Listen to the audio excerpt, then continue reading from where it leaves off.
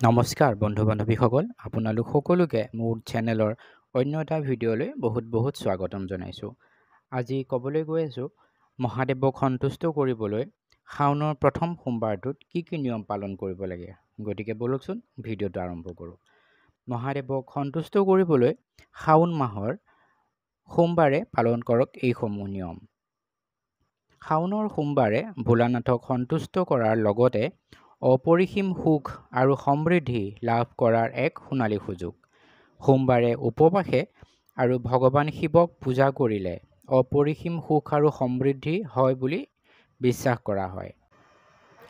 শাওনৰ সোমবাৰে এইসমূহ নিয়ম মানক ভগৱান শিৱ চন্দ্ৰৰ লগত আৰু চন্দ্ৰ বগা বস্তু যেনে গাখীৰ, দৈ, চেনি, চাউল ইত্যাদিৰ লগত সম্পৰ্কিত। ভগৱান শিৱই তেওঁৰ কপালত চন্দ্ৰ ৰাখিছে। যদি শাওনৰ সোমবাৰৰ দিনা শিৱলিংগক কিছুমান বিশেষ বগা বস্তুৰে পূজা কৰা হয়, তেন্তে ভগৱান শিৱই সকলো মনৰ কামনা পূৰণ কৰে। প্ৰথমটো হৈছে গাখীৰ।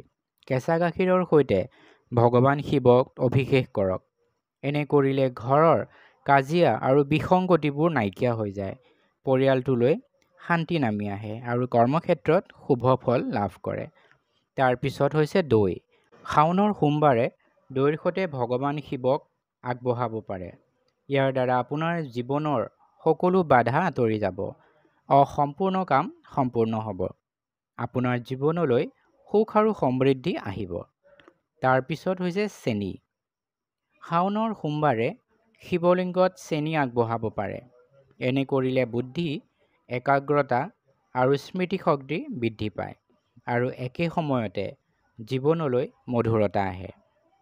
তাৰ পিছত হৈছে ঘিউ। শাওনৰ সোমবাৰে শিৱলিংগত মাখন আগবঢ়ালে আচৰিত ধৰণৰ উপকাৰ পোৱা যায়।